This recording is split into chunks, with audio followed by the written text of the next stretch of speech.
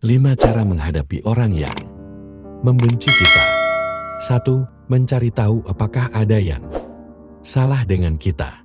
Saat ada yang membenci kita, cobalah untuk mulai menanyakan terkait apa yang menyebabkan mereka marah atau tidak suka dengan kita. Barangkali kita pernah melakukan kesalahan yang menyakiti hati mereka tanpa kita sadari. Jika ternyata kita pernah melakukan hal yang membuat mereka marah, maka jangan ragu untuk meminta maaf. Dengan begitu, kita akan bisa menyelesaikan hal tersebut dan kembali menjadi teman.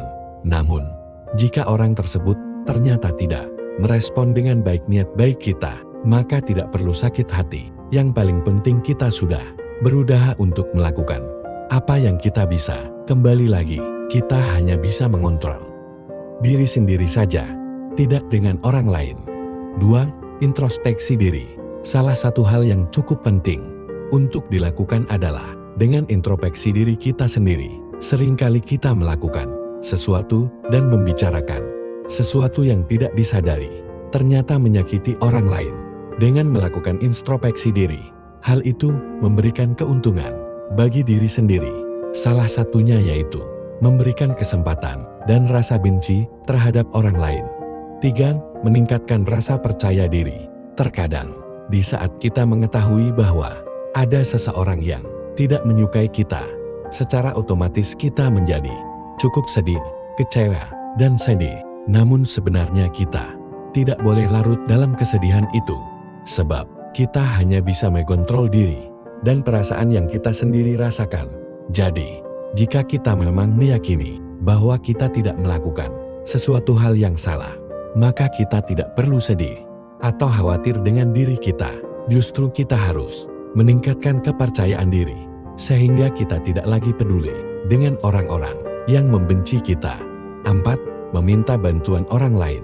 Saat kebencian dari seseorang kepada kita sudah melewati hingga mereka melakukan hal-hal yang membahayakan, maka kita tidak perlu ragu untuk meminta bantuan orang lain.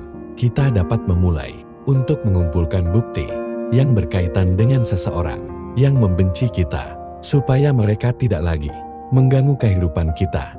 5. Fokus dengan hidup diri sendiri. Selama masih hidup di dunia, maka keberadaan seseorang yang membenci kita tetap selalu ada. Tidak peduli di mana dan dengan siapa kita tinggal, pasti akan ada orang yang tidak suka dengan kita. Seperti sudah menjadi hal yang wajar bahwa tidak semua orang akan menyukai kita.